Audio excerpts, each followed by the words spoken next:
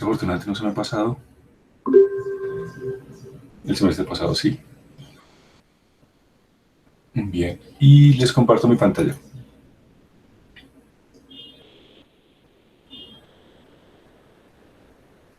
¿Qué pasó acá?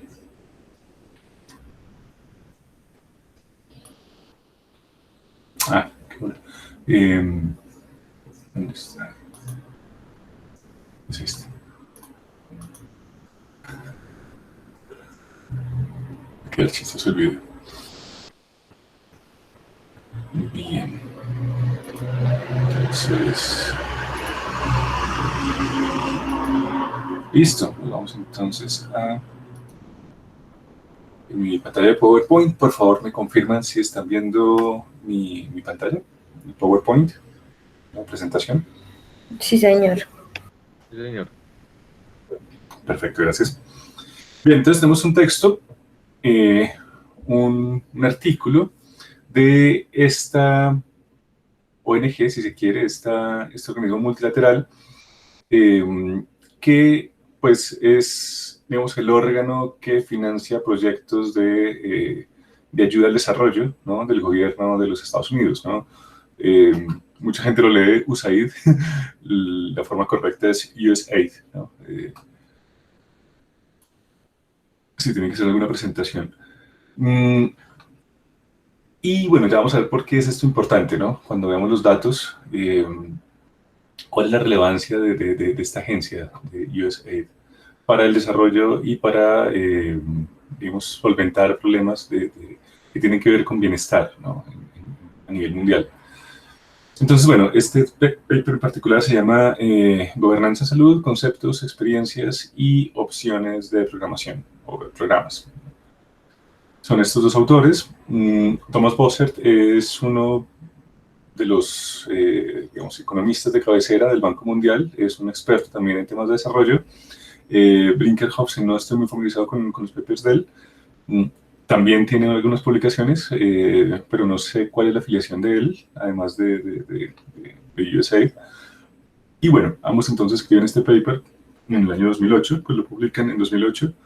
Y pues es principalmente una, digamos, el papel de este paper,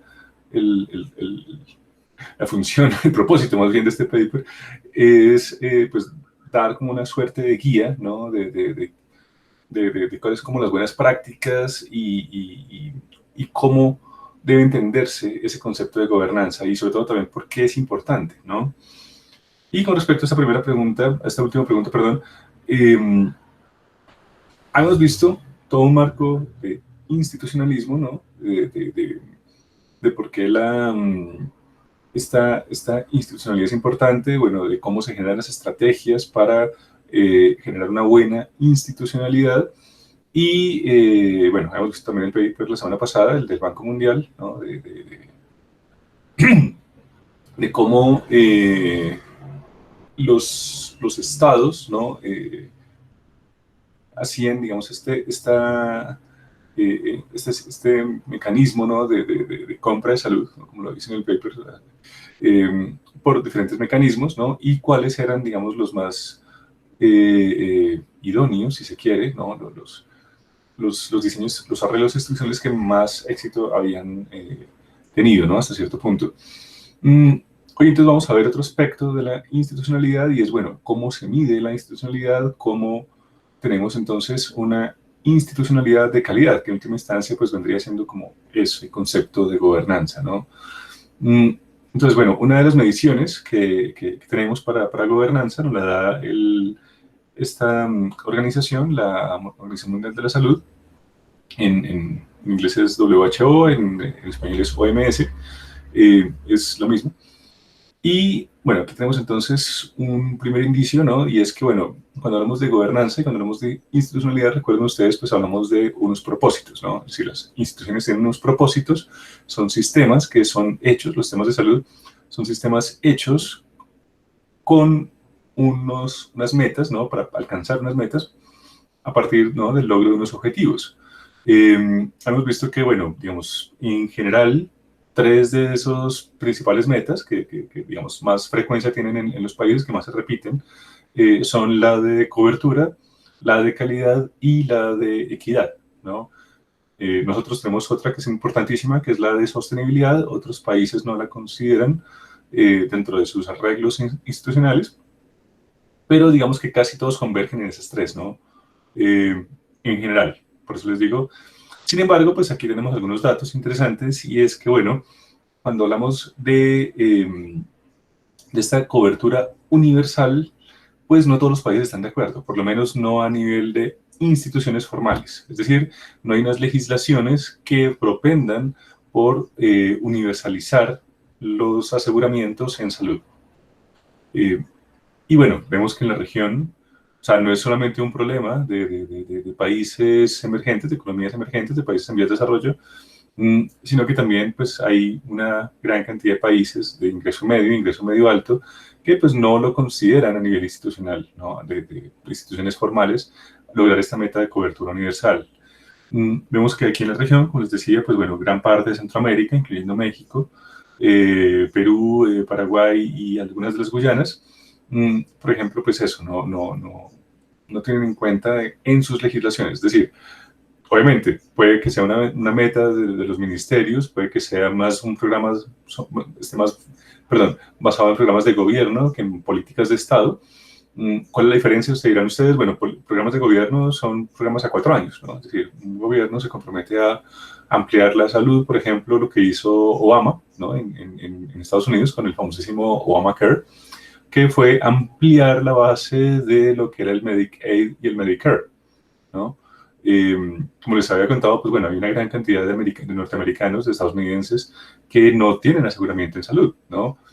O porque no son lo suficientemente pobres para estar en estos esquemas subsidiados, como es el Medicare o el Medicaid, o porque no tienen los suficientes recursos o tienen preexistencias que las aseguradoras privadas digamos, de la parte de la economía formal, pues no los quieren cubrir, ¿no? Recuerden ustedes que en Estados Unidos pues existen estas prerrogativas para los aseguradores privados, cosa que no pasa en Colombia con las EPS, ¿no? Aquí las aseguradoras sí tienen que asegurar sí o sí a los usuarios, ¿no? Ya sea un esquema o en el otro, ¿no? El contributivo o el subsidiado, pero tienen que afiliarlos sí o sí. Entonces, de nuevo, pues en Estados Unidos no, y bueno, pues una de las metas de Obama en sus 8 años de gobierno, pues fue eso, ¿no? Ampliar un poco la cobertura, universalizar un poco la cobertura para esa capa, digamos, de la población que estaba desprovista de aseguramiento, ¿no? Y pues obviamente que era muy susceptible de caer en situación de pobreza o de extrema pobreza, ¿no? Porque pues era clase media, que pues un gasto en salud de cifras así muy exorbitantes, pues los podía dejar en la pobreza. La semana pasada creo que vimos un caso, recuerden ustedes, pues fue noticia en varios medios de comunicación, yo lo leí en El Tiempo, de un colombiano que lo cogió en Estados Unidos la pandemia, se contagió de COVID y por estar no sé cuántas noches en la UCI, el hospital en Estados Unidos le cobró una cifra que en pesos equivale a unos 600 millones de pesos, lo cual pues el personaje pues no era de la familia ni Santo Domingo ni Ardila Lule, entonces pues le costaba, es decir, está pues en una situación bastante precaria, ¿no? El compatriota. Entonces, esas son las implicaciones de no tener cobertura universal, ¿no? Es decir, que cada vez pues esa población pues está en un riesgo muy alto de caer en una situación de gasto catastrófico, ¿no? Y recuerden ustedes, pues una de las características de las instituciones es esa, ¿no? Minimizar el riesgo de la población, minimizar la incertidumbre de la población, ¿no?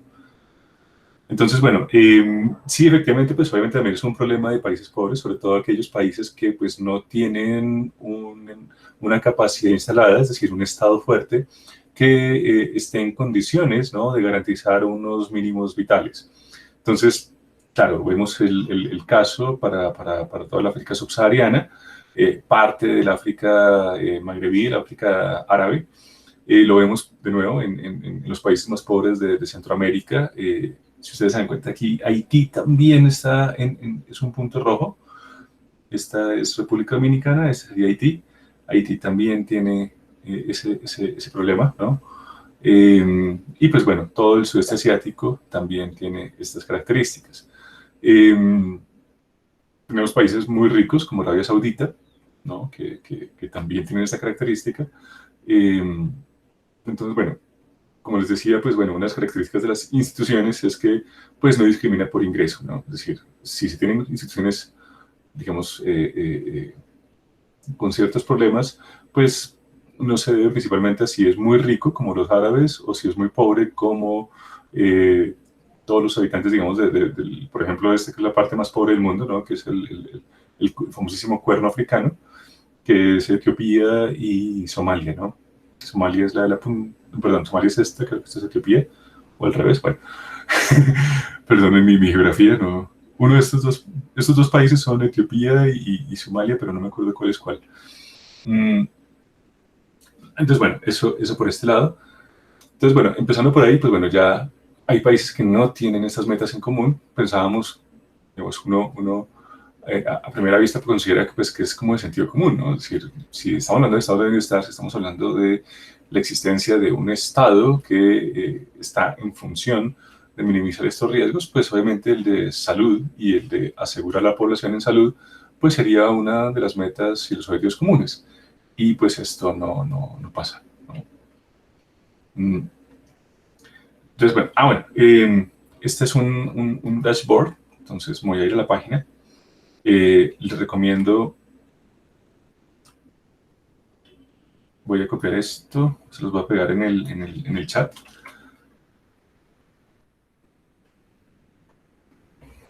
¿Qué pasó? Ya.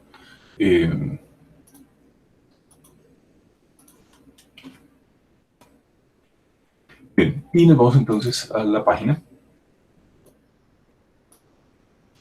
¿Siguen conmigo? ¿Siguen viendo la página, la de Financing Global Health? Sí, doctor. Perfecto. Sí, doctor. Bien, entonces, aquí tenemos, no sé cómo se traduce en español, dashboard, es un tablero interactivo, pero les digo, no sé si se busca así. Aquí tenemos entonces unas cifras muy interesantes y realmente recuerden ustedes cómo empieza el paper, ¿no? Es decir, ¿por qué se crearon estos mecanismos que miden la calidad de las instituciones? Pues porque gran parte de la salud del mundo, cuando vemos, empecemos por esta, ya, gran parte de la salud del mundo no es financiada por los países donde pues están estas necesidades, sino por donantes internacionales, ¿no? Y muchas veces lo que se han dado cuenta los donantes internacionales es que estos recursos no tienen el impacto esperado.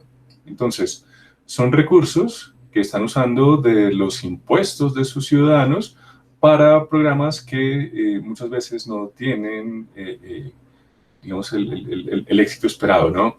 Ya sea porque se invierten mal, porque se invierten digamos, en atacar problemas que pueden ser coyunturales o que de pronto son síntomas y no son, digamos, la raíz del problema, sino cómo se manifiesta el problema. Entonces, claro, pues, en última instancia, pues eso es botar la plata, ¿no? O porque, bueno, de pronto se los roban. Recuerden ustedes, pues, la corrupción, pues, es una de las características que nos mide la institucionalidad de un país, ¿no? Y tenemos un gran problema, es que, pues, entre más pobre tiene que ser el país, pues también tiende la corrupción a ser más integral, si se quiere, ¿no? De esas famosísimas trampas de pobreza, las que hablaremos más adelante. Bien, entonces, cuando hablamos de, bueno, ¿qué es esto de AH? Esto es esto que ustedes ven acá, ¿no? Development Assistance for Health, es decir, ayuda, asistencia, perdón, desarrollo para la salud.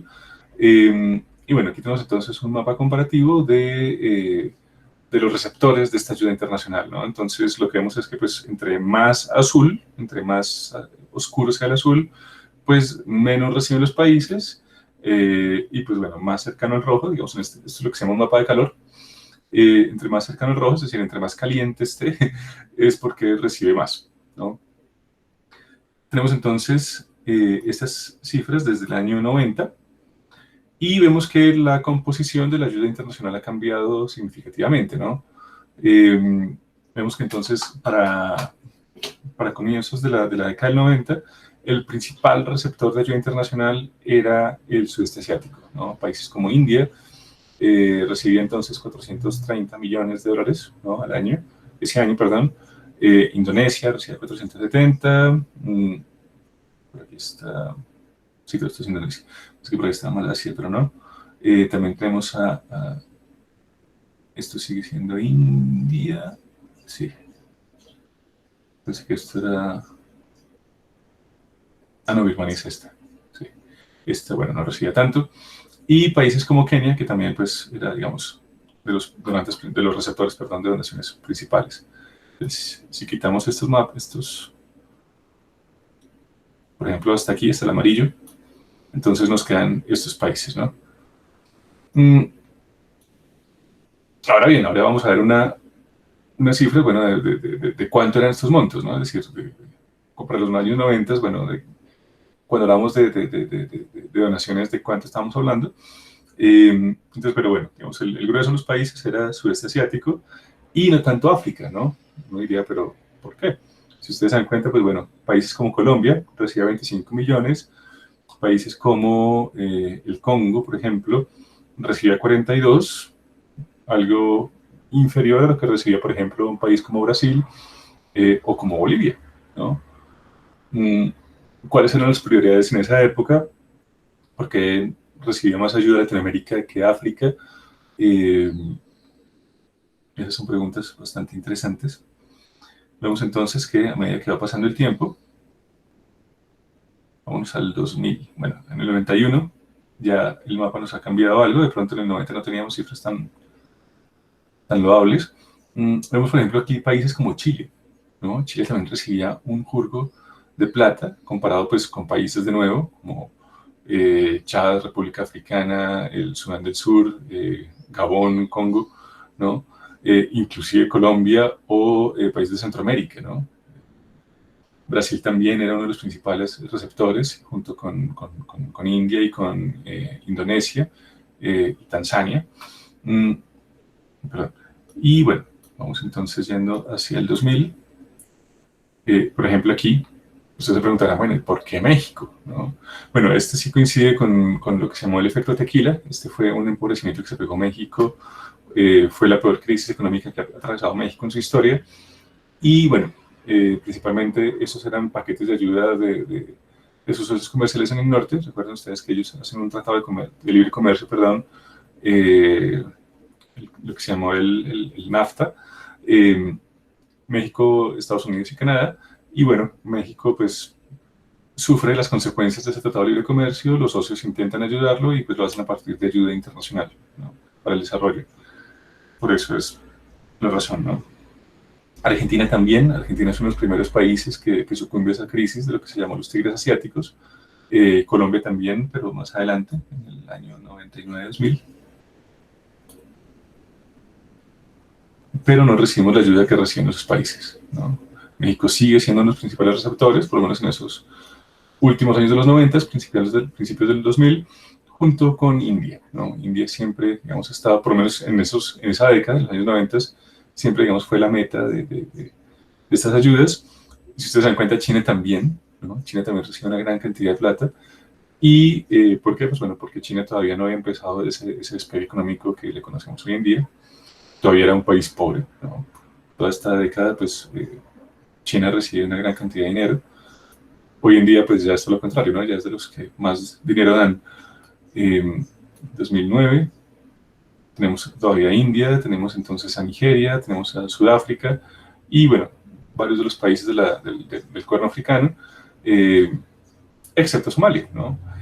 Y ustedes dirán, pero ¿por qué Somalia no? Es decir, o sea, de nuevo, es el país más pobre del mundo, junto con Haití, por ejemplo, y uno no ve que tengan cifras en rojo, porque precisamente son estados fallidos, ¿no?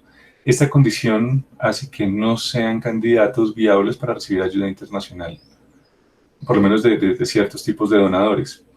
¿Por qué? Porque, pues, de nuevo, no hay quien responda, ¿no? Si esa plata se pierde, si esa plata se la roban, si esa plata termina siendo botín de guerra, porque de nuevo, pues, son estados que están sumidos en una violencia interna muy fuerte, ¿no? Entre una gran cantidad de facciones en disputa por el poder. Entonces, pues, bueno, muchos de estos grupos o pandillas, como en el caso de Haití, pues van por esas ayudas, ¿no? Y de nuevo, pues son botines de guerra. Por eso es que los donantes entonces insisten en la calidad de las instituciones. Una de ellas es precisamente eso, ¿no? Que haya seguridad, que haya paz, que haya cierto nivel de democracia, ¿no? Eh, por eso, para el año 2009, si ustedes se dan cuenta, por ejemplo, Colombia recibe más ayuda que la que recibe Venezuela, ¿no? Mm, ¿Venezuela necesitaba más ayuda? De pronto sí, pero de nuevo, pues había una dictadura, bueno, sigue habiendo, que pues no garantiza, ¿no? El destino de esos recursos, ¿no? Que se inviertan bien. 2014, bueno, Colombia en este momento recibe, no sé si ustedes recuerdan, pues Colombia se ve afectada por la crisis de la caída de los precios del petróleo y bueno, pues llegan una gran cantidad de ayudas de nuestros socios comerciales para salir de esa.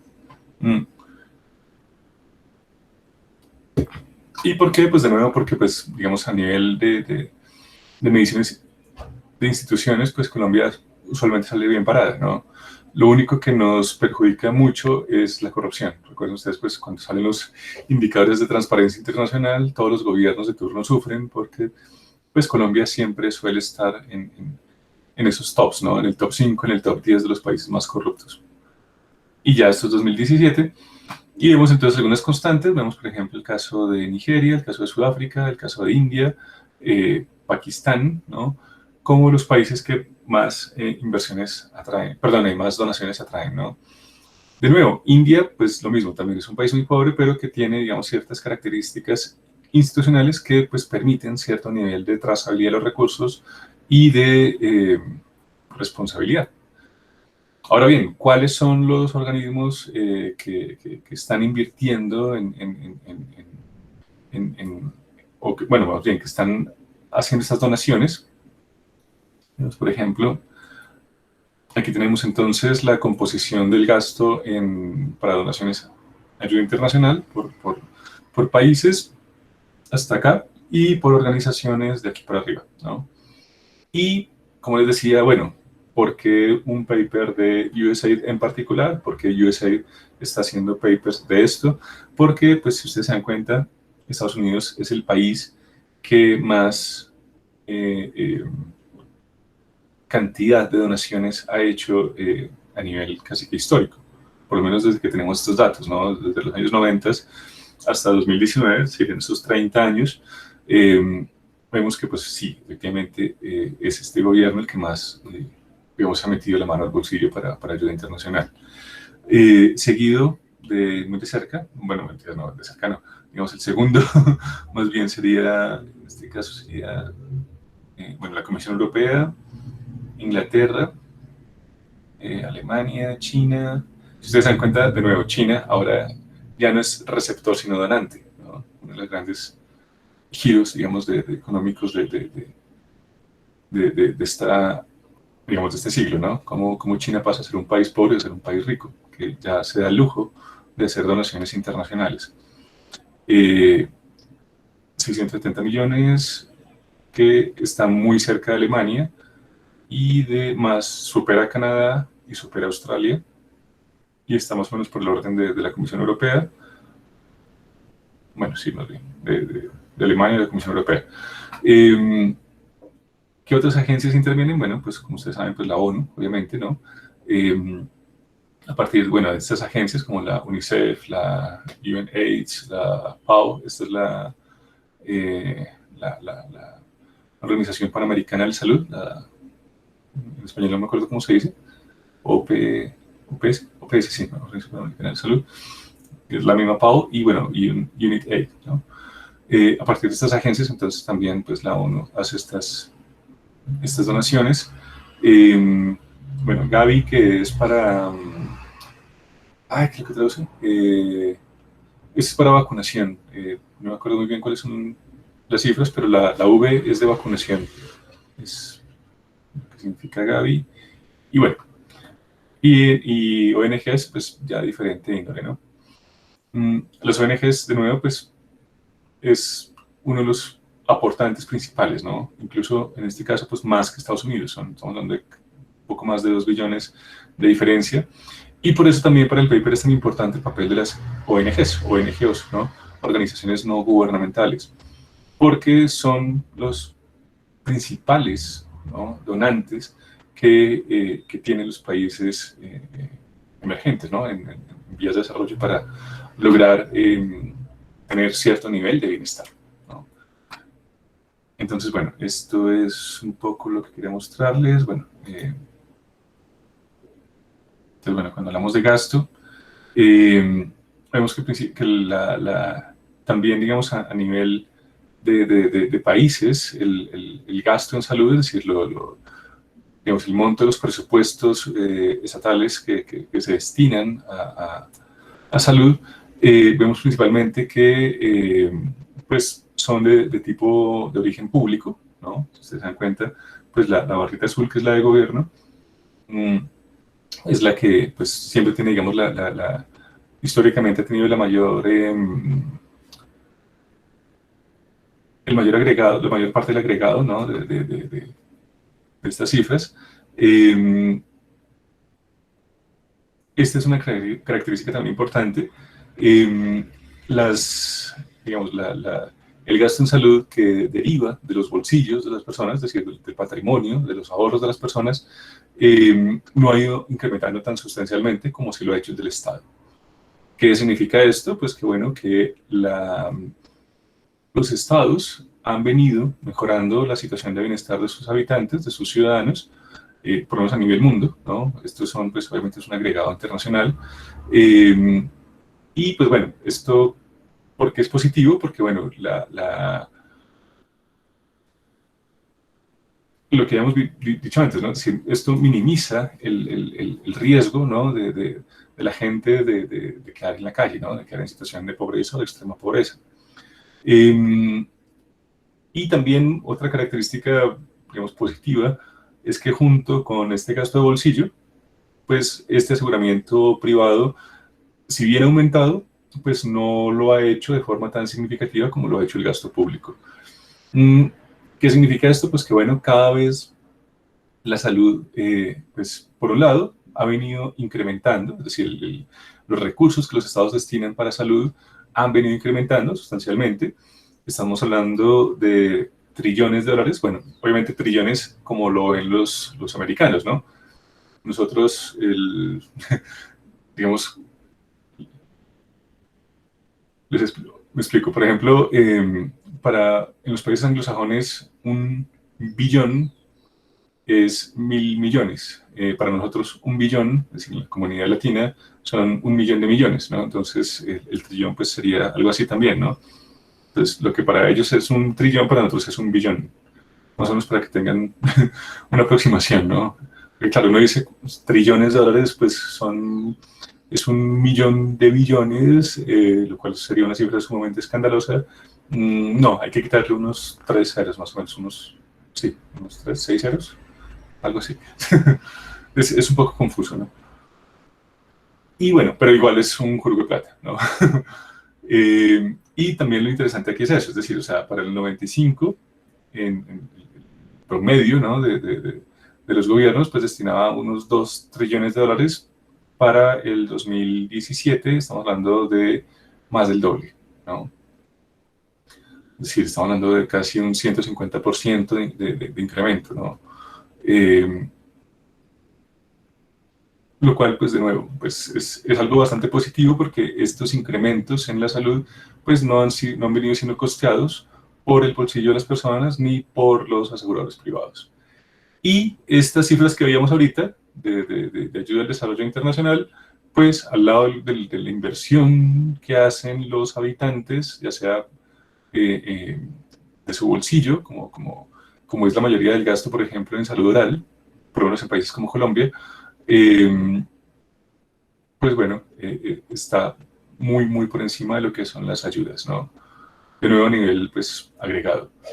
Entonces, esas cifras que habíamos de ayudas, que eran de 40 billones de dólares, pues si uno lo ve comparativamente con todo lo que gastan los estados, pues es una fracción muy, muy pequeña, ¿no? En 2017, según esto, eran 17 billones de dólares, mientras que los estados gastaban 4.7 trillones de dólares. De nuevo, pues en las convenciones de ellos, ¿no? De los norteamericanos. Bueno, creo que esto nos da entonces una idea de por qué entonces son importantes las instituciones, ¿no? Y obviamente también por qué es importante esto de la gobernanza. Una de las características también de la gobernanza, como decía en el paper, pues es la corrupción, ¿no? Es decir, el Banco Mundial tiene una serie de indicadores para medir la gobernanza. Uno, de nuevo, pues es la estabilidad política, ¿no? Es decir, si hay conflicto armado, si hay paz.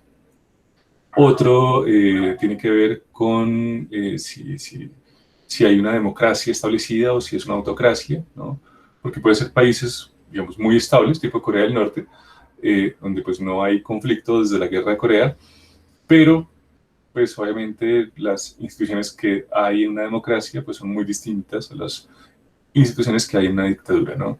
Entonces también si hay democracia o no, pues es una variable importante. Y pues obviamente una de las más importantes es esta, ¿no? La corrupción. Tenemos entonces estas cifras, son de Transparencia Colombia, de este reporte de Monitor Ciudadano que se hizo para 2016-2018, y pues lo que hacían era recoger en toda la prensa del país cuál era la frecuencia de escándalos de corrupción y por sector, ¿no? Entonces pues vemos que el sector, digamos, donde más escándalos de corrupción hubo reportados en prensa, pues fue el de educación, seguido el de infraestructura y transporte, y en tercer lugar, la salud, ¿no? Es decir, es en estas tres esferas, bueno, cuatro con la función pública, si se quiere, es decir, la parte de las burocracias, donde pues más se roban los recursos del Estado, ¿no? Claro, porque pues obviamente es donde son más grandes los presupuestos también, ¿no? Es decir, donde hay más plata, pues es donde más se roba. Lo cual pues obviamente es sumamente, digamos, crónico, ¿no? Porque pues son las variables, digamos, más importantes que inciden en el desarrollo y en el bienestar de las personas, ¿no? Sobre todo esas tres, ¿no? Lo que es salud, educación y pues obviamente también infraestructura. Porque en infraestructura pues no solamente estamos hablando de carreteras, ¿no? También estamos hablando de acueductos, estamos hablando de capacidad instalada como hospitales, centros de salud, escuelas, alcantarillado, ¿no?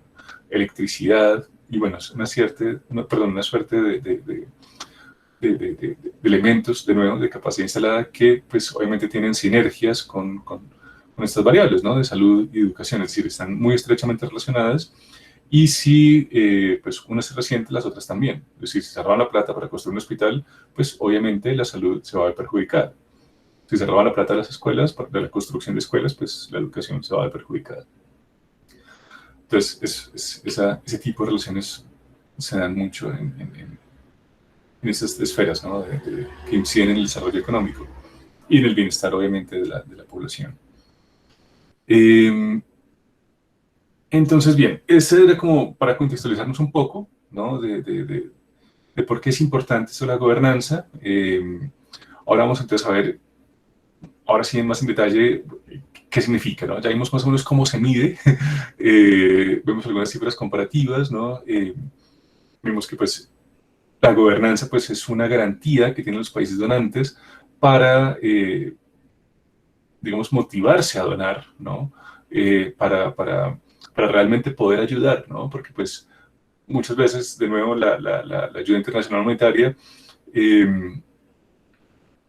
o no llegaba a las personas, digamos, que lo necesitaban realmente, por lo que les digo, es decir, problemas de corrupción en los países, ¿no? Se robaban ayuda, por ejemplo, o porque, digamos, las estrategias de desarrollo eran, digamos, tenían efectos secundarios nocivos.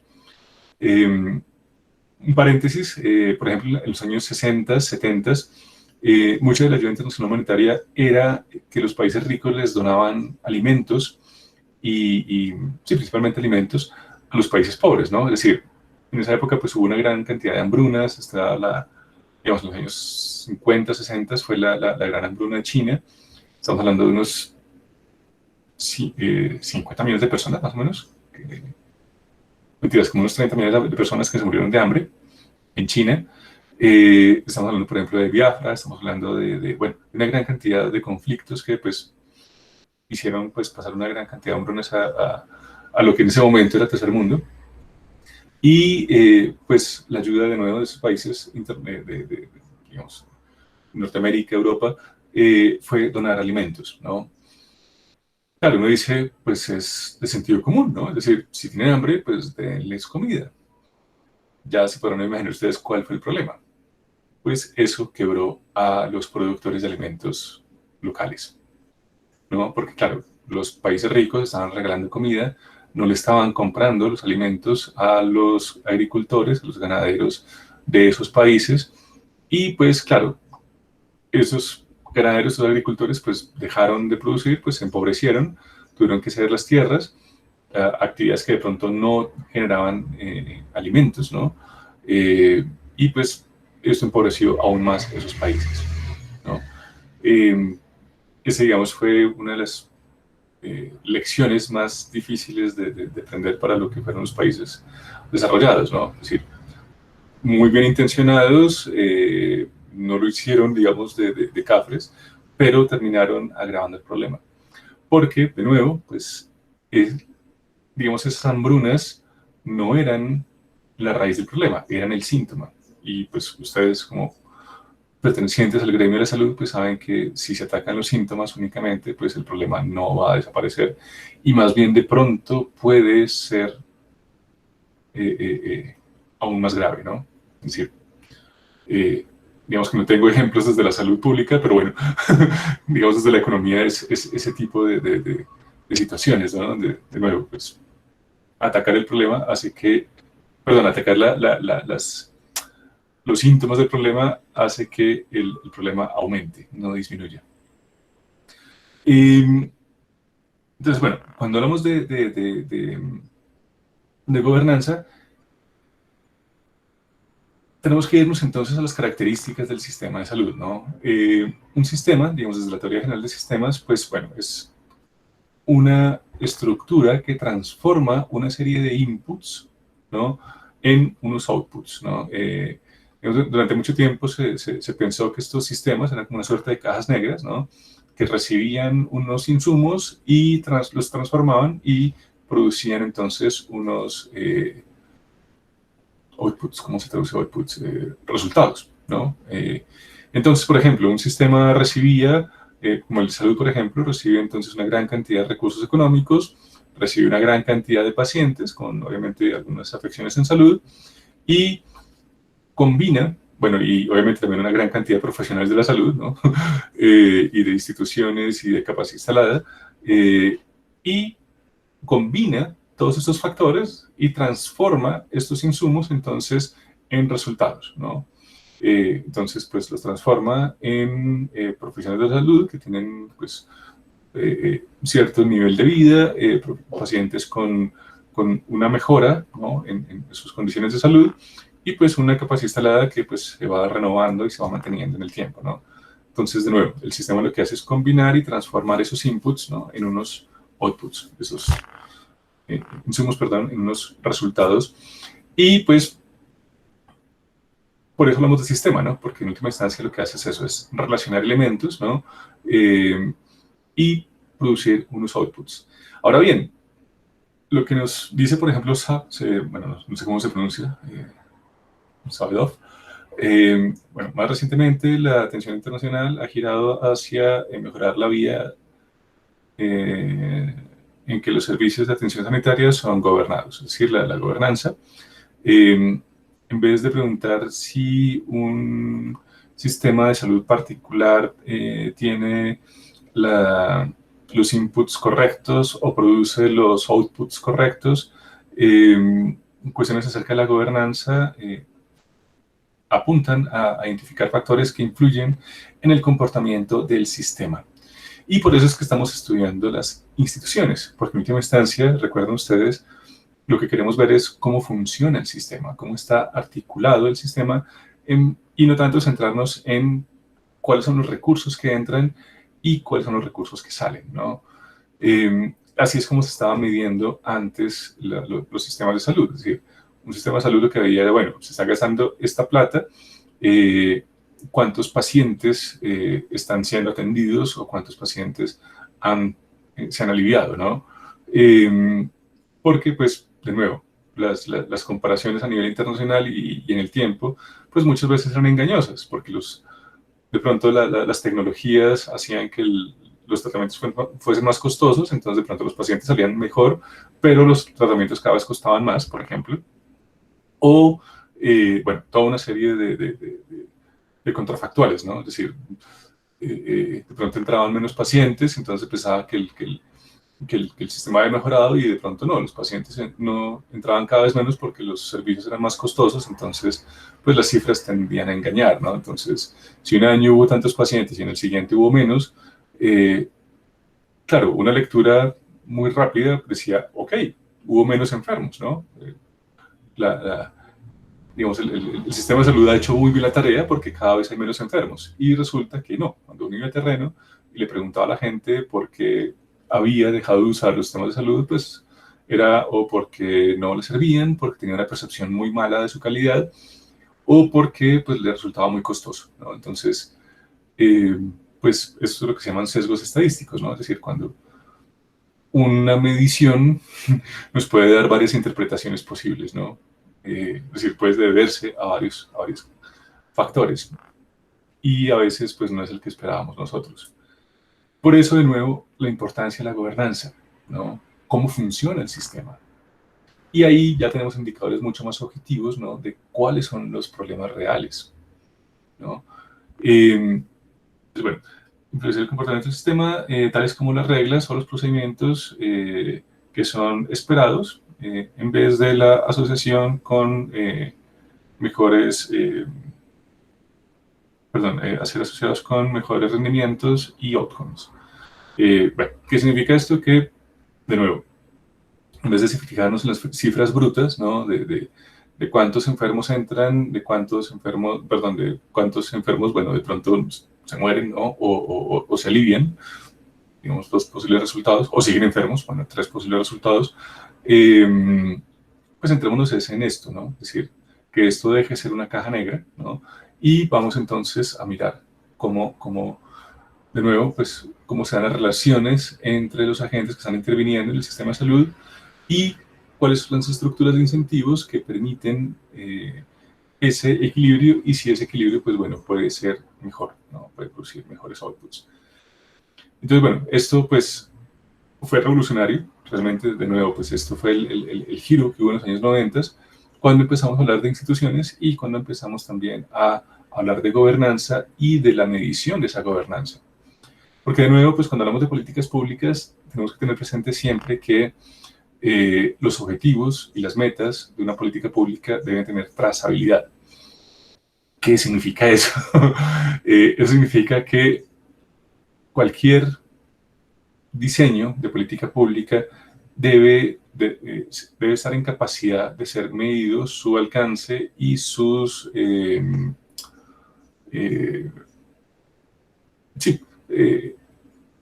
su cumplimiento, en el término, en el tiempo, ¿no? Entonces, si es una política de 5 años, pues bueno, el primer año, ¿cuánto se ha adelantado, no? ¿En qué porcentaje vamos de cumplimiento? En el segundo, ¿qué porcentaje de años de cumplimiento? Y si en el 5, pues bueno, ya se cumple el 100% o menos, pues bueno, ya podemos decir, bueno, esta política fue exitosa, no fue exitosa, y por qué, ¿no? Y pues obviamente también poder tomar correctivos a tiempo, ¿no? No esperar a que lleguen los 5 años y decir, ¿se cumplió o no se cumplió el objetivo? ¿No? Queremos instrumentos que nos permiten ir midiendo esa trazabilidad y pues instrumentos, digamos, con cierto nivel de sensibilidad y pues con cierto también nivel de detalle, porque no es lo mismo una trazabilidad de se cumplió el objetivo o no se cumplió el objetivo a una trazabilidad de se cumplió en un 1%, en un 10%, en un 20%, ¿no? Que pues es mucho más más preciso. Y bueno, ejemplo, para poder aterrizar esto a algo concreto, la Ley 100, cuando se diseña ya en el 93, una de las metas de la Ley 100 es que para el año 2000, es decir, 7 años después, en teoría, toda la población debía estar en un régimen o en el otro, en el régimen contributivo o en el régimen subsidiado. Es decir, aquellos que no estaban en un régimen o en el otro, que se llamaba régimen de transición, digamos, debían desaparecer y migrar hacia uno u otro régimen, ¿no?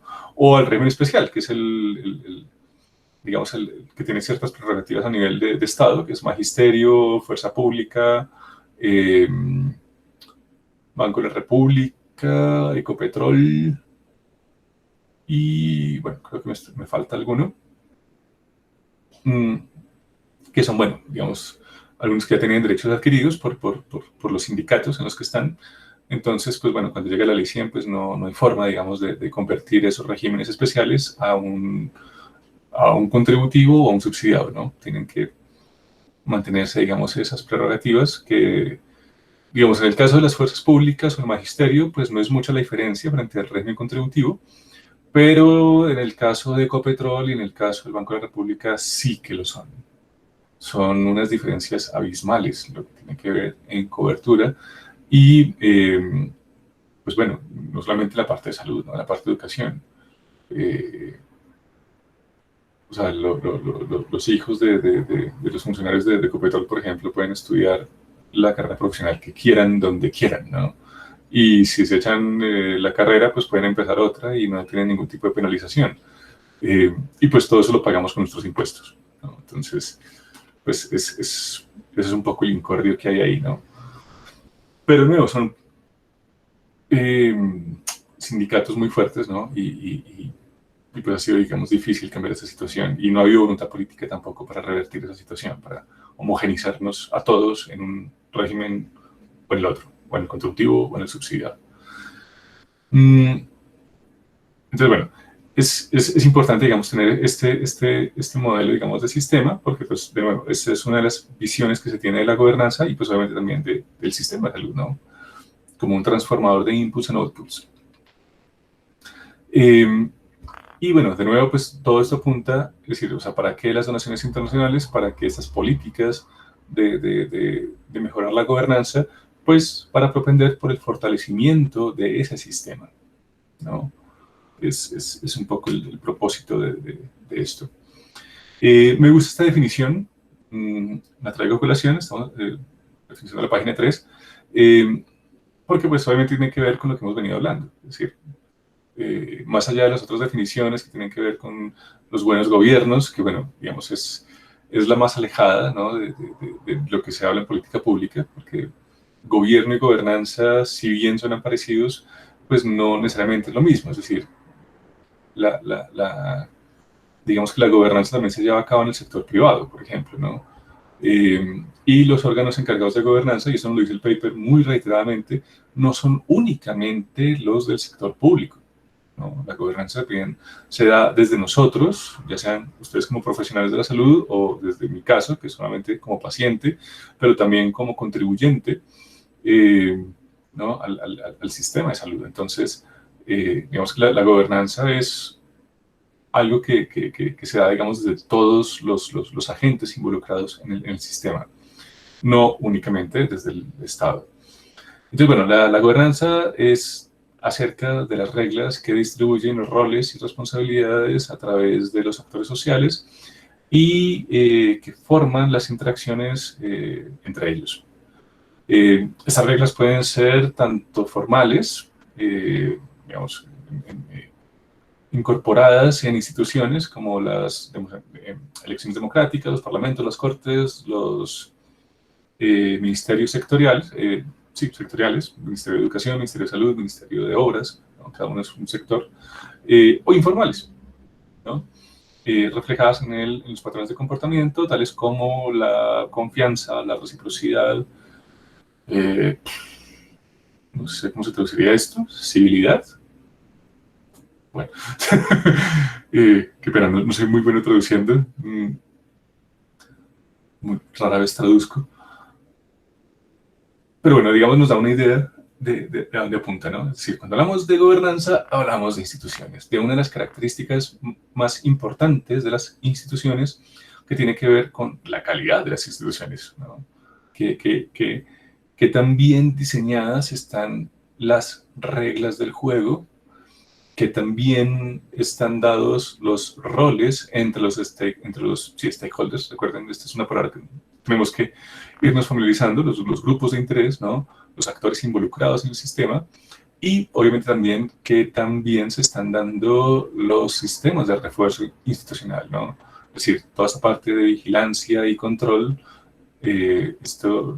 digamos, la función del arbitraje, ¿no? En los juegos, ¿no? Que las reglas se cumplan, ¿no? Entonces, de nuevo, pues, esto es gobernanza, realmente. Por eso la comparación y el acercamiento hacia el gobierno, pues, es engañoso, ¿no? Entonces, bueno, también tenemos este cuadrito, ¿no? La caja de gobernanza en salud, en particular en salud, y nos dice, bueno, las reglas que gobiernan la distribución de roles, responsabilidades e interacciones entre. Para este paper solamente hay, bueno, digamos, tres grandes categorías de agentes, ¿no? De jugadores. De nuevo, lo que es la parte de la demanda, que son los beneficiarios, ¿no? Los usuarios de los servicios. Lo que son, digamos, los reguladores, es decir, quienes hacen las reglas del juego y quienes las hacen cumplir, que serían entonces los estados, ¿no? A partir de los tomadores de decisiones a nivel público, de políticos o gobiernos, y la parte de la oferta, que serían entonces los proveedores de los servicios de salud, ya sean públicos, privados, mixtos o sin ánimo de lucro, ¿no? Obviamente dentro de cada uno de estos pues, se desglosa una gran cantidad de agentes, ¿no? De nuevo, por ejemplo, entre los proveedores, pues obviamente tenemos los aseguradores, tenemos los proveedores, los prestadores más bien, las IPS, recuerden ustedes, prestador IPS, asegurador EPS. Pues estas cifras al principio para los primeros siempre son confusas. Tenemos obviamente las farmacéuticas, ¿no? Tenemos bueno, toda la parte, digamos,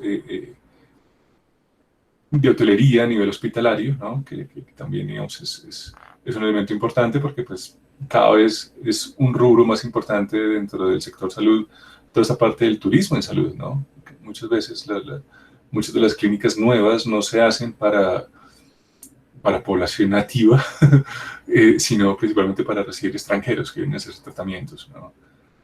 Y de nuevo, pues muchos hoteles, ¿no? se acondicionan para recibir pacientes, es decir, digamos, son hoteles que prestan servicios hospitalarios, si se quiere, por lo menos de atención, ¿no? Con esta parte de enfermería y, bueno, toda una serie de especialistas en salud que están en estos sitios. Por ejemplo, el que queda al frente del bosque, ¿no? Recuerden ustedes, no sé si todavía esté Pampayá, hace ya un año largo no voy por la universidad. Ahí había un hotel, no sé si ustedes recuerdan, Health, no sé qué cosas, era ese tipo para promover ese tipo de turismo, ¿no? Entonces, era gente que venía a la Santa Fe, al bosque, no sé, a todas las clínicas que quedan por aquí, por el sector de Usaquén, y pues bueno, eso, ¿no? Se hacían los tratamientos y en ese hotel pues les daban la parte de cuidado, ¿no? Pues obviamente era una cama más económica que la que les daba el hospital, ¿no? Una cama de hospital pues es mucho más cara que una cama de hotel. Entonces pues es un esquema de negocio que cada vez está prosperando más en Colombia. Entonces bueno, estas reglas que gobiernan el juego entre estos jugadores pues entonces determinan, ¿no? Las políticas en salud perseguidas, los servicios provistos, ¿sí? Los recursos, perdón, la disposición de recursos en salud y su uso, la distribución de costes, los recipientes, receptáculos, de los servicios y los beneficios, los recibidores. Qué pena, de nuevo, soy muy malo para la parte de traducción, qué pena con ustedes.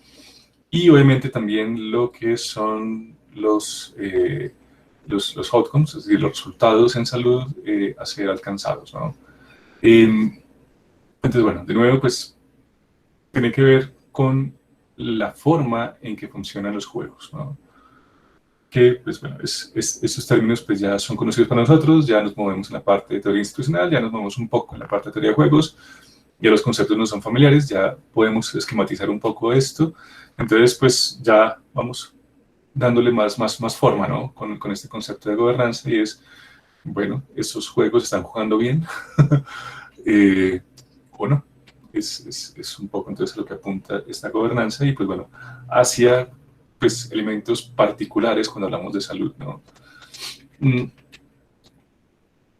Bueno, aquí pues hablamos un poco más de esas características de la gobernanza, pues tiene que ver obviamente con los arreglos institucionales que tienen que ver, bueno, según la OECD, ¿no? La gobernanza es un conjunto de relaciones entre actores que influyen conjuntamente en el comportamiento y las acciones de una organización. En este caso, la organización, de nuevo, sería el sistema de salud de cada país. La gobernanza incluye el proceso mediante el cual se determinan las metas y objetivos de desempeño y, pues, obviamente, su trazabilidad. La gobernanza opera a través de incentivos. Esto, pues, de nuevo, ya lo vemos cuando hablamos de estructuras de incentivos, ¿a qué nos referimos? Es decir, mecanismos que influyen en el comportamiento, ¿no? En el comportamiento de los agentes y, obviamente, a partir de sus interacciones, en el comportamiento del sistema, ¿no? Bueno, esta parte creo que ya sería repetir un poco. Estas tablitas pues son bastante útiles, ¿no? Entonces, bueno, ¿cuáles son las funciones de la gobernanza y esas reglas por arena institucional? Es decir, digamos, dentro de estas grandes categorías que encierran a nuestros jugadores, pues bueno, tenemos, según los autores, estas 4. Tienen que ver, obviamente, con la sociedad civil, ¿no? Uno de los agentes más importantes en este juego. Tiene que ver con la parte de los políticos, tiene que ver con la parte de la política, ¿no? Y con la administración pública. En el paper, según la clasificación del paper anterior, entonces tendríamos pues unas instituciones, digamos, si se quiere, externas y unas internas, ¿no? Digamos, en esa parte de administración pública, ¿no? Cómo funciona esa red del juego dentro de las organizaciones y desde fuera, ¿no? Era lo que nos decía el paper de la clase pasada, el del Banco Mundial. Y bueno, ¿cuáles son sus funciones? Es decir, ¿cuál es la función en el campo de la gobernanza para nosotros como sociedad civil? Pues bueno, socializar los outcomes, ¿no? Es decir, producir una serie de información acerca de la satisfacción del servicio de salud. Eso es algo que habíamos visto en la clase pasada. Recuerden ustedes esas estadísticas que nos daba Cómo Vamos en Salud, que es una ONG, si no estoy mal, que hace ese tipo de métricas. Socializar, bueno, digamos, toda la parte digamos, de las inversiones también, ¿no?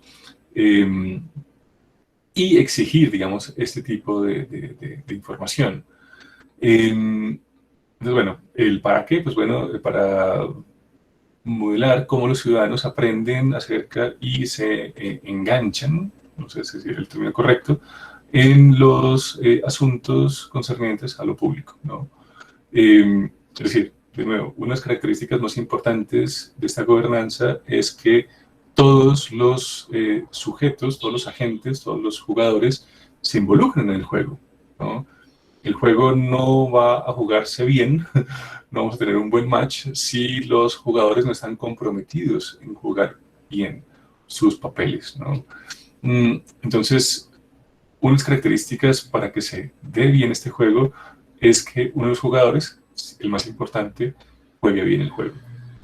¿Y cómo juega bien esto? Pues obviamente involucrándose, generando información, movilizando recursos, movilizando opinión, y pues obviamente haciendo un papel muy activo, ¿no? en la toma de decisiones también, ¿no?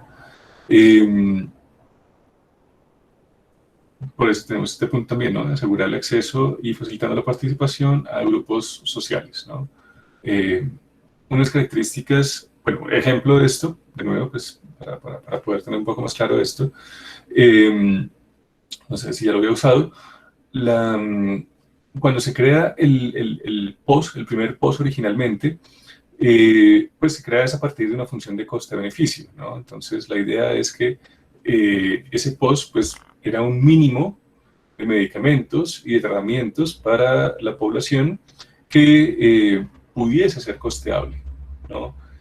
¿Qué implica esto? Pues obviamente que pues era un plan bastante limitado, ¿no? Incluía pues una cantidad muy pequeña de tratamientos y de medicamentos, y para el régimen subsidiado era aún más pequeña que para el régimen contributivo.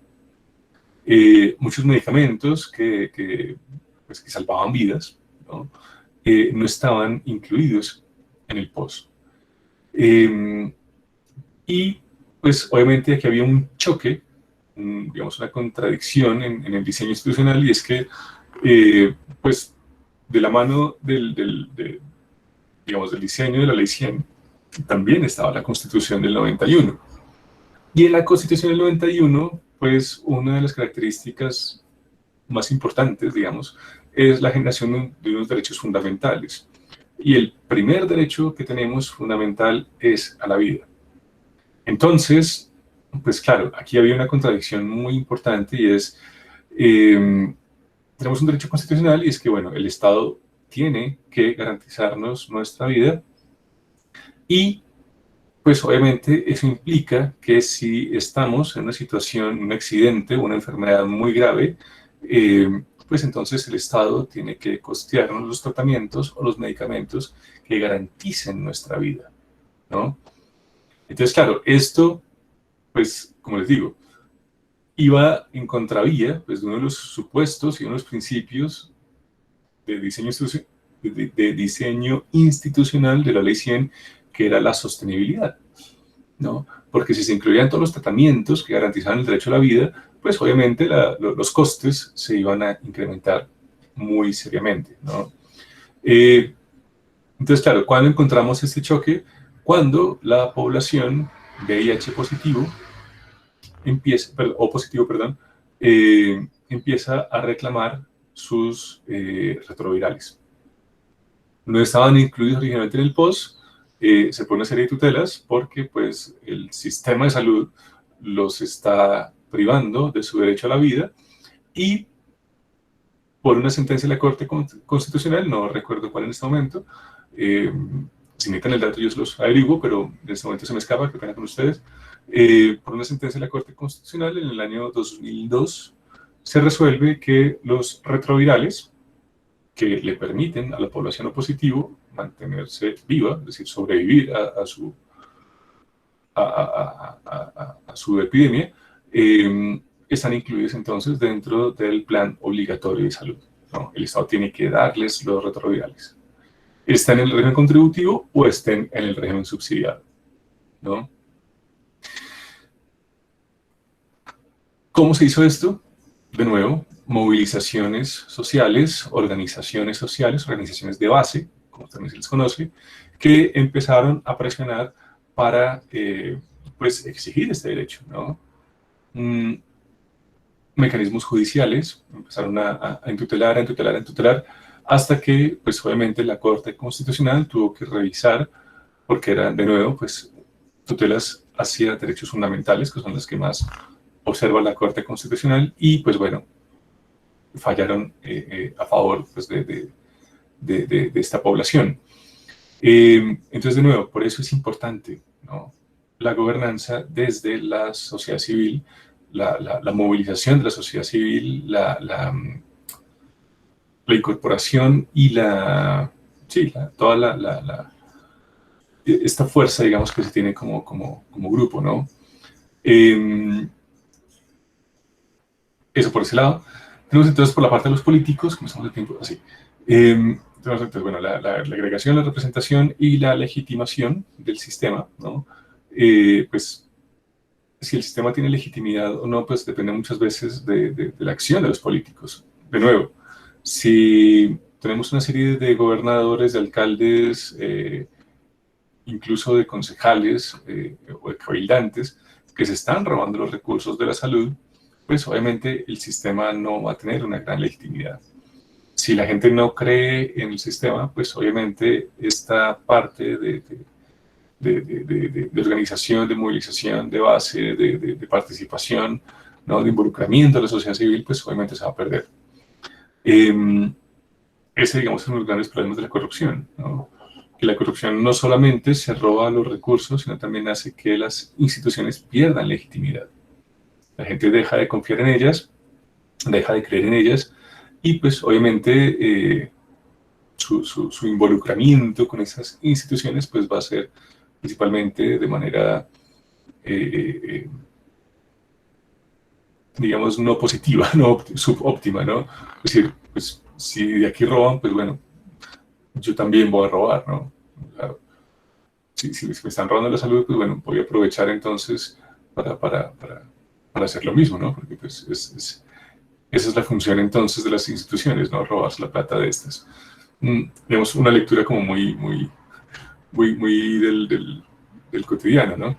Entonces, bueno, pues esa, digamos, es la función, el para qué, pues bueno, dar forma como los intereses son combinados con instituciones políticas para contribuir a la política en salud, en estructurar las instituciones políticas que representan y responden a las necesidades y demandas de los ciudadanos, ¿no?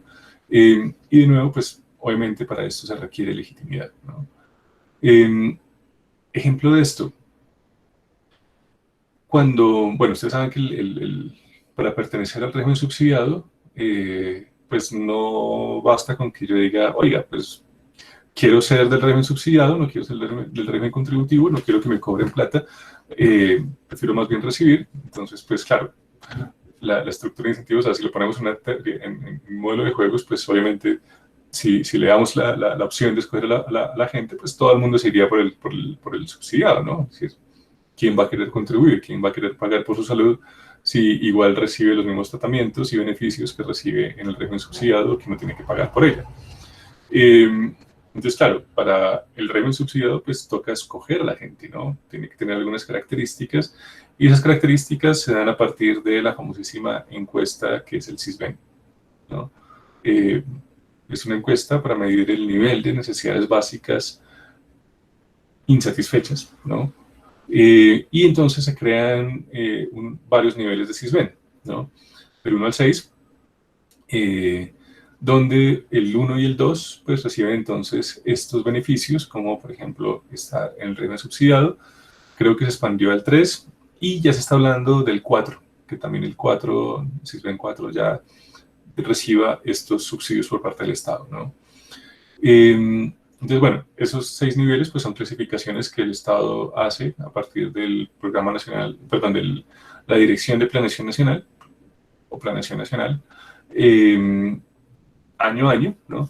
Y a partir entonces de estas encuestas y de estas mediciones, pues entonces escoge, ¿no? Cuáles son las familias que realmente necesitan más estos subsidios. Que no solamente de nuevo de salud, o sea, cuando hablamos de CISBEN y estos subsidios, estamos hablando de, pues, eso, ¿no? Tener estar en el régimen subsidiado, pero también tener la matrícula en los colegios estatales gratuita, también implica recibir mercados, ¿no? Y en algunos casos también implica recibir ingresos monetarios, ¿no? En algunas situaciones también se les da plata a estas familias. Para esto, pues, hay varios mecanismos, ¿no? Está la de Familias en Acción, que es como la más popular, pero hay otros mecanismos ahorita, sobre todo con la pandemia. Pero bueno. Aquí veo. Entonces el ejemplo era... el ejemplo era entonces, esto se hace principalmente, estas encuestas de CISBEN se hacen en las ciudades principalmente, por disponibilidad, no por capacidad instalada, porque es más fácil hacerlo, y es el Planeación Nacional, entonces, la que escoge quiénes son los que deben tener estos subsidios, ¿no? Pero en los municipios, sobre todo en los más apartados de las cabeceras municipales, ¿no?, en la parte más rural del país, pues allá no llega Planeación Nacional, y quién escoge o quiénes escogen cuáles son los que van a recibir estos subsidios, los consejos municipales. En algunos casos también los alcaldes municipales, las alcaldías, ¿no? Cuando pues, estos consejos son limitados. Y aquí, pues, ya se imaginan ustedes cuál es el problema de esto, ¿no? Pues, esto supone también corrupción. Muchos de estos concejales y muchos de estos alcaldes terminan estando en el CISBEN, ¿no?, recibiendo subsidios por parte del Estado y sin tener que pagar por su salud, ni por su educación, ni por nada. Y muchas veces lo que vemos es que estos alcaldes y estos concejales pues son los miembros, digamos, de más altos ingresos de sus municipios, ¿no? Entonces, pues hay unos problemas de asignación de recursos que son, pues, problemáticos, ¿no?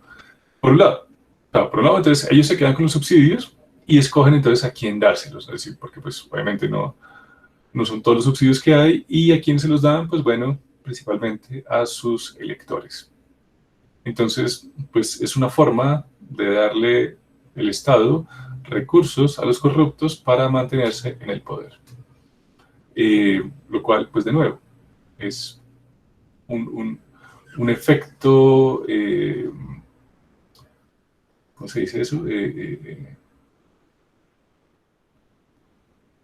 Bueno, secundario, perjudicial, ¿no? Colateral, si se quiere, de estas políticas, ¿no? Digamos, en las ciudades funciona muy bien porque pues, Planeación Nacional es la que está a cargo de esto y lo hace bien, pero en los cabeceras municipales tenemos ese gran problema. Y pues, de nuevo, hace que el sistema no sea legítimo, ¿no? Porque tiene problemas de agregación a la hora de escoger quiénes son los beneficiarios, ¿no?, de estos subsidios, y pues obviamente la población entonces no tiene esa representatividad en los órganos políticos, ¿no?, que asignan esos recursos. La parte de política, entonces, bueno, también, digamos, la parte de política tiene que tener estas funciones de gobernanza, como son la distribución o redistribución, la regulación, bueno, esa parte, digamos, parte de legislación en lo que tiene que ver con derechos, y bueno, la adjudicación de recursos, ¿no? Es decir, toda la parte del diseño institucional, ¿no?, que persigue de nuevo esos tres grandes fines. Y pues bueno, esto pues, ¿para qué o por qué? Pues bueno, para dar forma a cómo las instituciones gubernamentales o estatales, muchas veces en inglés se confunde Estado con gobierno. Nosotros somos mucho más susceptibles, digamos, a ese tipo de diferencias. Muchas veces cuando ellos están hablando cuando ellos mencionan gobierno, realmente están hablando de Estado, ¿no? Entonces, instituciones públicas hacen políticas que reparten, ¿no?, beneficios y costes, regulan el comportamiento y adjudican conflictos. No adjudican conflictos, resuelven conflictos y disputas. Este es un falso amigo, ¿no? Los que están viendo inglés en este momento, un false friend. Entonces eso, ¿no? Toda la parte de regulación y la parte de refuerzo institucional, que de nuevo también se puede comprometer por, pues, problemas de mal diseño de políticas públicas, como el que les mencionaba, ¿no? Es decir, cuando tenemos una carta magna, una constitución garantista de derechos, y tenemos un sistema de salud que busca, pues obviamente, armonizar la cobertura con la equidad y la sostenibilidad, pues obviamente genera contradicciones, ¿no? Genera estas paradojas, como el hecho de querer dar salud a todos, pero no tener con qué, ¿no? Entonces, pues eso es problemático, y es un problema de nuevo de diseño de las reglas del juego. No hubo una correcta reglamentación, regulación, y a pesar de que tuvimos una gran cantidad de expertos que intervinieron en el diseño de estas, ¿no? Expertos del Banco Mundial incluso, Frank, como Londoño, como el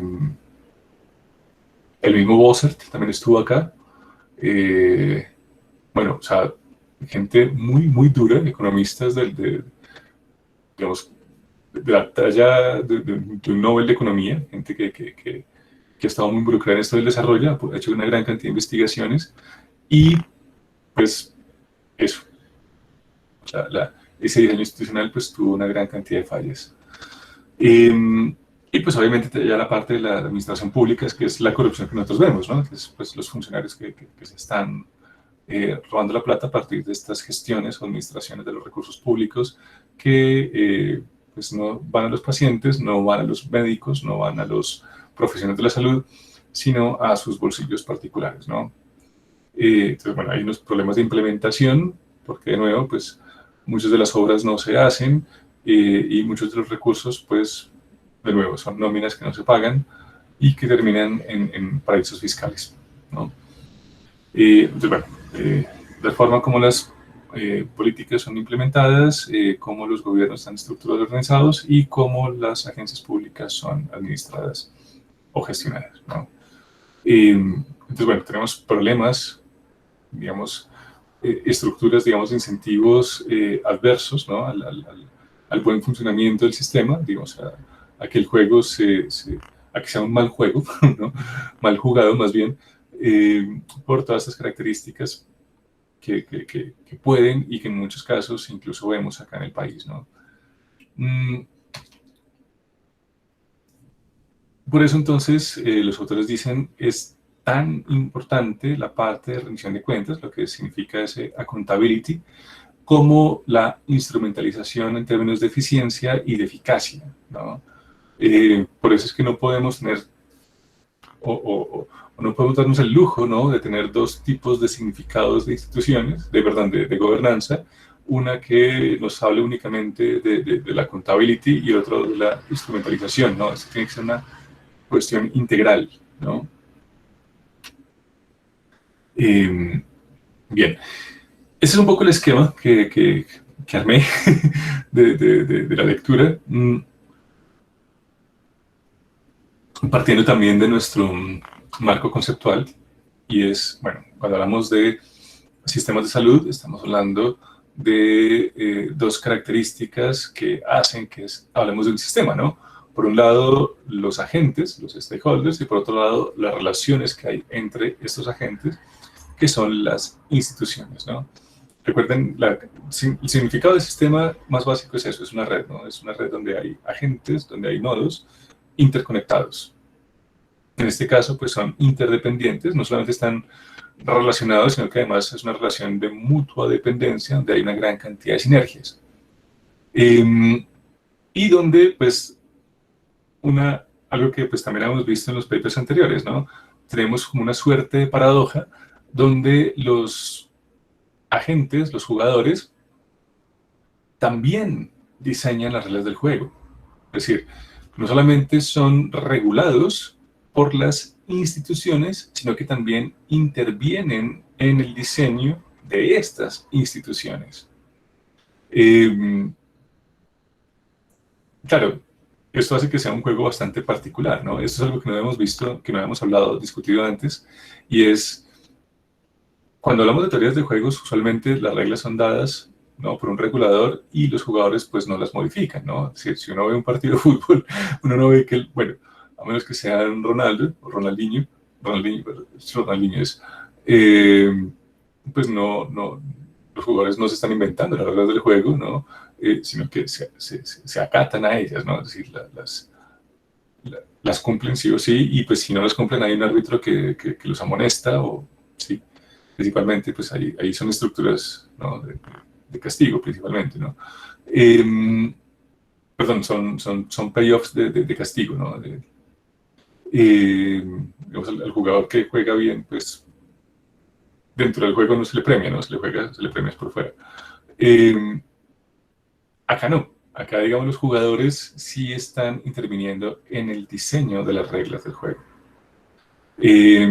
¿Cómo lo hacen? Pues bueno, a partir principalmente del lobby, en el caso de los oferentes, de demandas, ¿no? De lo que les decía ahorita, por ejemplo, la población VIH, ¿no? Positiva, que pues se organiza, se moviliza, genera organizaciones de base y moviliza una gran cantidad de recursos jurídicos para adquirir derechos, ¿no? Para lograr derechos.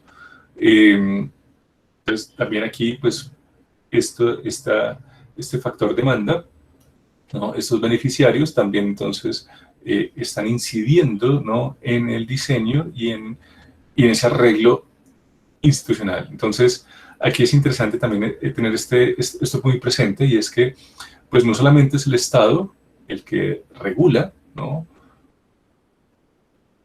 Sino que también lo hace en sociedad, si se quiere, ¿no? Es decir, de forma conjunta, tanto con la parte de la oferta como la parte de la demanda en este mercado imperfecto de la salud. ¿Y cómo lo hace? Pues bueno, de nuevo, incidiendo tanto en las instituciones formales como en las informales. En las instituciones formales, de nuevo, pues modificando las leyes, ¿no? Ya sea a nivel de códigos penales, a nivel de mecanismos de adjudicación de recursos, de compras, por ejemplo, firmando convenios tipo COVAX, ¿no? Para acceder a vacunas en caso de epidemias, como es el caso nuestro, por un ejemplo, o desde la informalidad, ¿no? Muchos de estos, de nuevo, y eso lo vamos a ver cuando vemos tutela, muchos de los pacientes, ¿no? En el caso de la demanda, pues realmente accedían al sistema de salud no a partir de los mecanismos tradicionales, sino principalmente en tutelando, ¿no? Es decir, para acceder a los recursos del sistema de salud, entonces se recurría principalmente a la tutela, por poner ejemplo, ¿no? Obviamente, la tutela es un mecanismo legal, es un mecanismo institucional formal, pero como práctica, la población se volvió adicta a la tutela. Es decir, todos los tratamientos que le rechazaban, digamos, o medicamentos que le rechazaban en el POS, entonces entutelaba para acceder a ellos vía no POS. Y entonces aquí, pues de nuevo, aquí sí tenemos un elemento de informalidad importante. En el caso de India,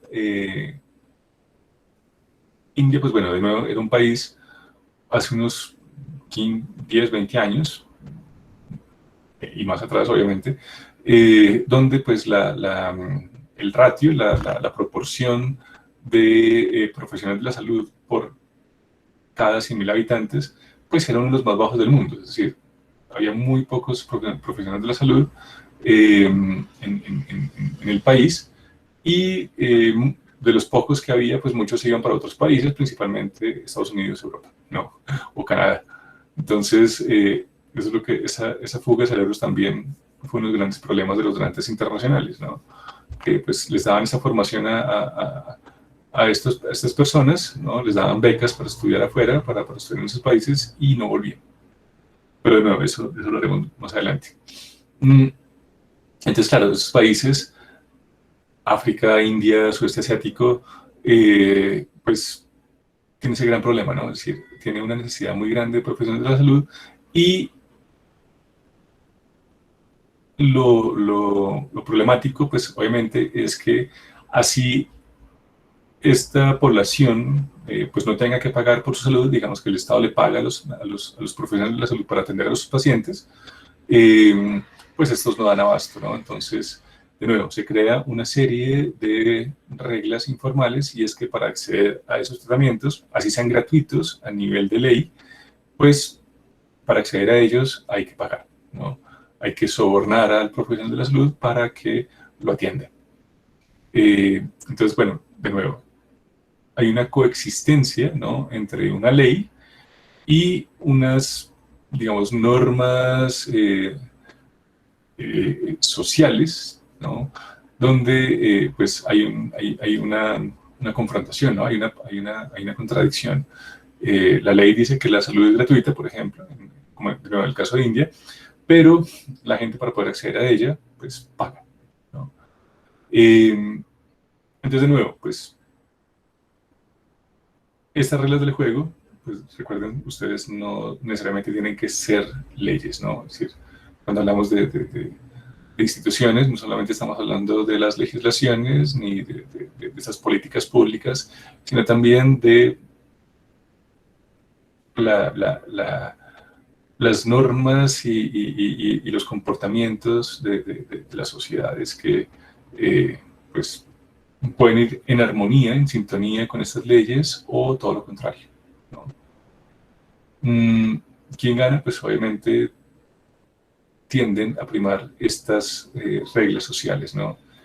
Y pues de nuevo, también es responsabilidad, ¿no? De los diseñadores de las instituciones y de los garantes de la gobernanza, pues propender porque pues las instituciones formales puedan ser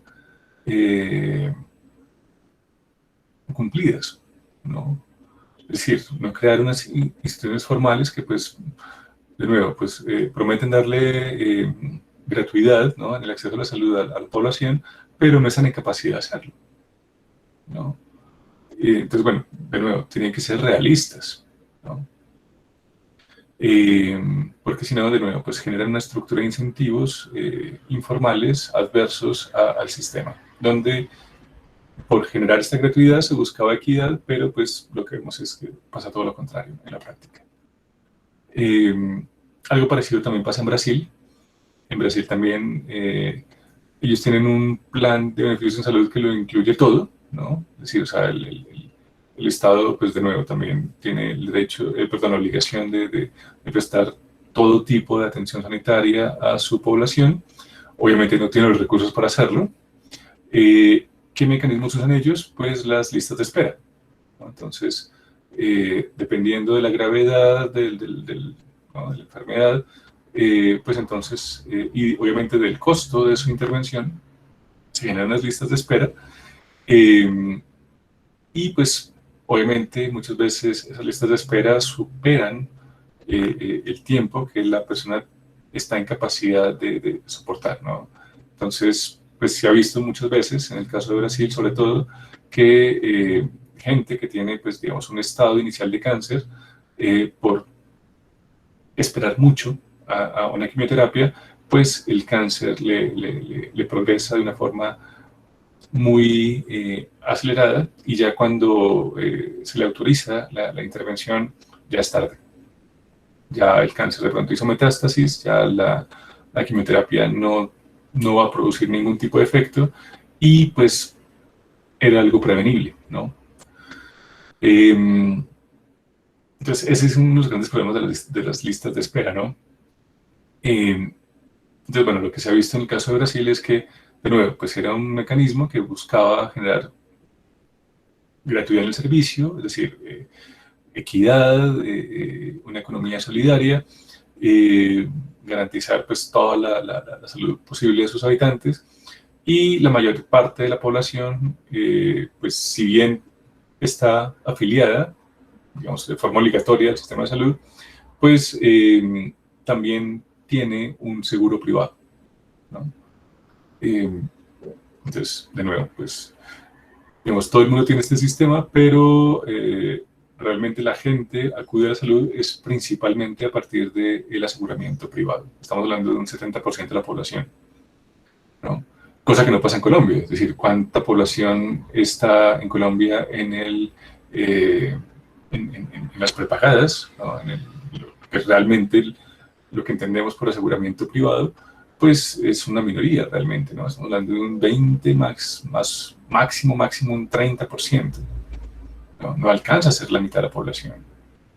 Y eso que tenemos, digamos, varias ofertas, ¿no? Es decir, tenemos desde la prepagada, que pues es bastante costosa, hasta regímenes como tipo compensar, ¿no? Tenemos planes complementarios, ¿no? Es digamos, un punto medio más económico que la prepagada, pero que incluye más especialistas que la EPS, ¿no? Y pues obviamente con un costo en la mitad, ¿no? Eh,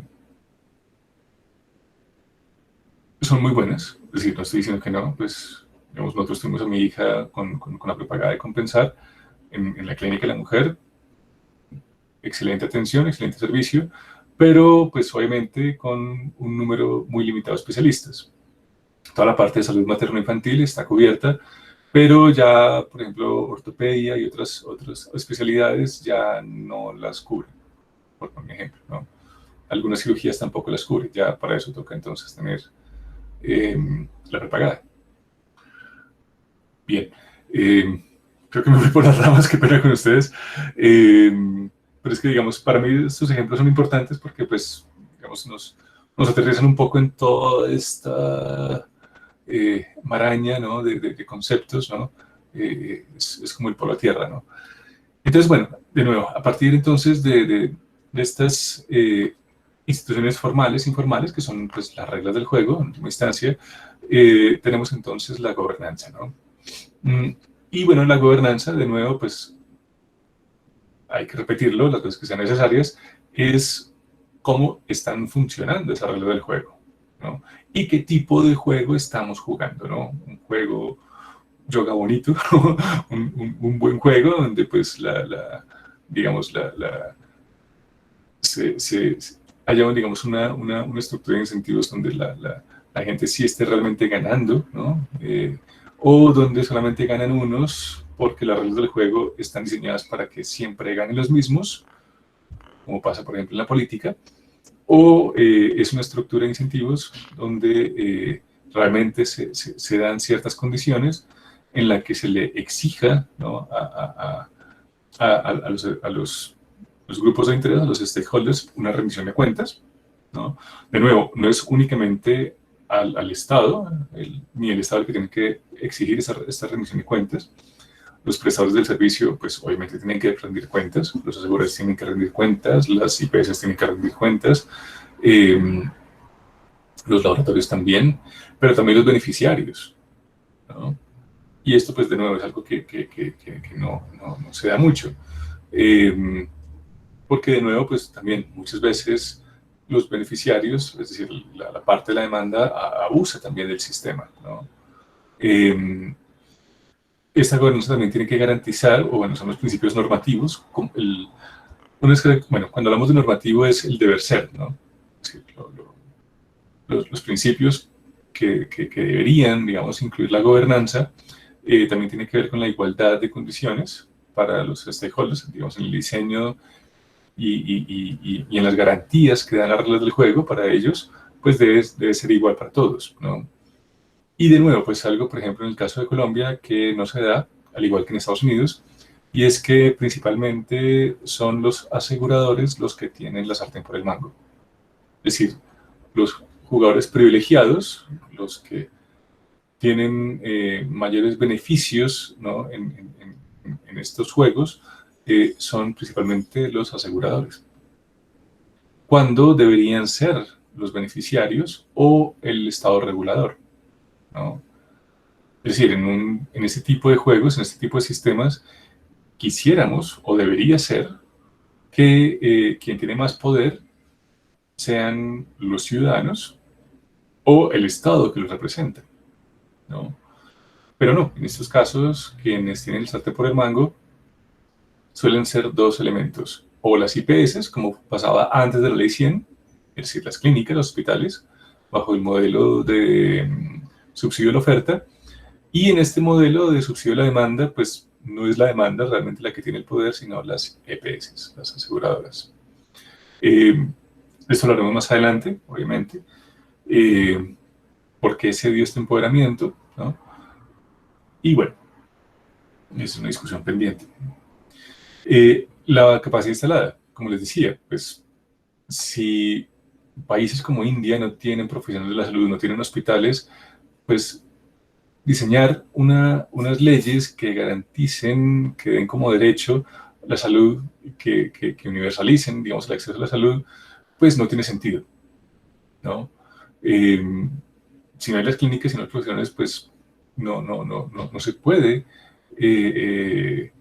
digamos, generar ese tipo de gobernanza, ¿no? En la cual pues se le exija a los profesionales de la salud que no cobren por sus servicios a los pacientes, porque se supone que ya el Estado les está pagando, ¿no?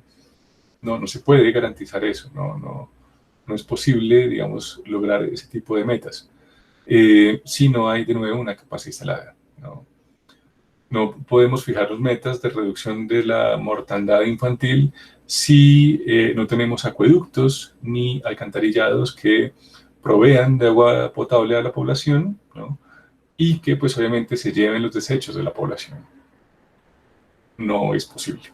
Entonces, la capacidad instalada es un elemento necesario, no suficiente, pero necesario para lograr una gobernanza en el sistema de salud. Es decir, que las reglas del juego se cumplan, que las metas se cumplan. Y pues bueno, ustedes dirán, pero obviamente cuando hablamos de países emergentes, ¿no? Los que reciben esta ayuda internacional, que depende de que tengan una buena gobernanza, pues no tienen estas características, ¿no? Entonces, claro, aquí encontramos pues, un problema, digamos, casi que una tautología, ¿no? Es decir, los países pobres no reciben ayuda porque no tienen gobernanza, porque no tienen buenas instituciones, y no tienen buenas instituciones porque son pobres, ¿no? Entonces, pues es un círculo vicioso, ¿no? Es decir, no van a dejar de ser pobres, no van a recibir ayuda porque no tienen instituciones, pero no tienen instituciones porque son pobres, ¿no? Entonces, ¿a qué jugamos? ¿No? Entonces, claro, ahí es donde el paper nos dice, y aquí es vital la participación de las ONGs.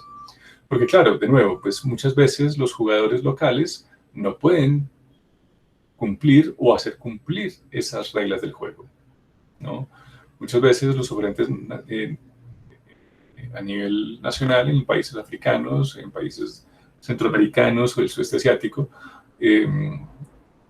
pues no están en capacidad ni de rendir cuentas ni de hacer rendir cuentas a los otros, ¿no? No están en igualdad de condiciones, o sea, el sector público, por ejemplo, frente al sector privado, y pues obviamente tampoco tienen la capacidad instalada. No tienen infraestructura hospitalaria, no tienen estructura sanitaria, muchas veces también escasean los profesionales de la salud y también los centros de educación en salud, ¿no? Entonces, claro, y si además le sumamos un conflicto interno y unas facciones radicales yihadistas, por ejemplo, donde se ataca, ¿no? A los estudiantes, ¿no? A la población femenina que acude a los colegios de las facultades de medicina o de odontología o de enfermería o qué sé yo, pues claro, esta capacidad instalada se reduce a su más mínima expresión. Y es aquí entonces donde las ONGs no solamente cumplen el papel de donantes, que ya es grande, es decir, hemos visto las cifras, ¿no? Es el principal donante a nivel mundial son las ONGs, que recogen recursos de múltiples gobiernos, ¿no? Y de múltiples organismos privados también, y la llevan a la asistencia para el desarrollo de esos países emergentes. Pero además de dar los recursos, también tienen que hacer las cosas, no solamente dar la plata, sino también prestar la asistencia, ¿no? Pensamos, por ejemplo, en médicos o en odontólogos sin fronteras, ¿no? Son profesionales de la salud que están organizados en una gran ONG global y que, pues, no solamente presta la atención sanitaria, sino también tiene que financiarla, ¿no? Tiene que conseguir los recursos para pagarle a sus profesionales. Obviamente estos son voluntarios, ¿no? Pero pues son voluntarios que son llevados y son mantenidos en estas comunidades. Entonces, pues obviamente cuestan ciertos recursos. A pesar de que estén donando su trabajo, pero pues obviamente no pueden donar más que el trabajo, ¿no? Es decir, no pueden costearse los tiquetes ni la estadía en esos países. Eso lo tiene que poner la ONG para la que está trabajando. Y entonces son las ONGs las que tienen que dar esa capacidad instalada, son las que tienen que construir los centros de salud, prestar esa atención médica, sanitaria, médica, ontológica, qué sé yo. Son las que tienen que diseñar las instituciones, la estructura de incentivos, diseñar las políticas públicas en esos países y además hacerlas valer, ¿no? Procurar por la rendición de cuentas de esos agentes internacionales y nacionales de esos países. Y de nuevo, en pro de garantizar pues unos mínimos en salud, en términos de calidad, de equidad y pues lo más difícil de todo, porque pues claro, estas ayudas, estas donaciones pues no son constantes, ¿no? Es decir, no es como un presupuesto que se fija a nivel gobierno, donde pues siempre, digamos, va a haber unos recursos fijos, ¿no? Uno de los grandes problemas de las ONGs es eso, pues no tienen los mismos recursos todos los años. Un año pueden tener un donante que les haga una gran contribución, pero ese donante pues no, son donaciones voluntarias, ¿no? No son, nadie obliga a los donantes a hacer esas donaciones. Entonces, este problema de sostenibilidad es muy, muy complicado para estas ONGs. Es decir, en última instancia trabajan con las uñas, ¿no? Eso es lo que quiero decir. Entonces, claro, propender por la gobernanza en países con estados fuertes, con economías, digamos, con ingresos medios e ingresos altos, pues es mucho más fácil que hacerlo en economías de ingresos bajos y con unas instituciones pues de tipo más bien precario, ¿no? Ya sea a nivel formal y o informal. Donde pues de nuevo, si la cultura, digamos, y las tradiciones y los valores de ese país, pues tienden a rechazar la ciencia, a rechazar digamos, estos enfoques de medicina o de salud más bien basado en evidencia, donde pues priman, digamos, las tradiciones de nuevo, ¿no? Donde se practican cierto tipo de medicinas basadas en la religión, pues claro, los sistemas de salud pues van así tengan, digamos, algunas leyes a nivel nacional, pues si esas leyes, si esas regulaciones informales van en contravía, pues vamos a tener unos grandes problemas a nivel de regulación, porque pues quiénes están haciendo las reglas del juego, ¿no?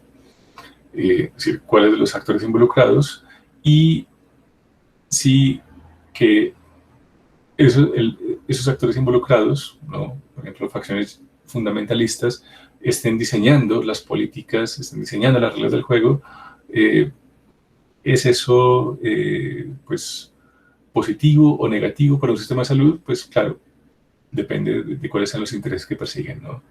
Y si esos intereses pues pueden ser compensados con los intereses de otros jugadores en el juego o si esos intereses tienen privilegios, ¿no? De nuevo, ese es uno de los grandes problemas en algunos de los países árabes, ¿no? No todos, obviamente, digamos, hay países muy modernos como Turquía donde no tienen este tipo de problemas, pero hay otros donde, pues, por ejemplo, la salud materno-infantil sí está comprometida en muchos de los países, digamos, donde tenemos eh, radicalismo islámico tan acentuado, ¿no? De nuevo, países como Arabia, países muy ricos, donde pues, digamos, no hay problemas de ingresos, pero pues, de nuevo, hay una estructura de instituciones y de incentivos informales que pues llevan a que se descuide la salud de las mujeres gestantes y pues obviamente donde las mujeres pues no tienen ningún tipo de incidencia sobre su salud sexual y reproductiva, ¿no? Entonces, bueno, ese tipo de situaciones son bastante complejas, ¿no?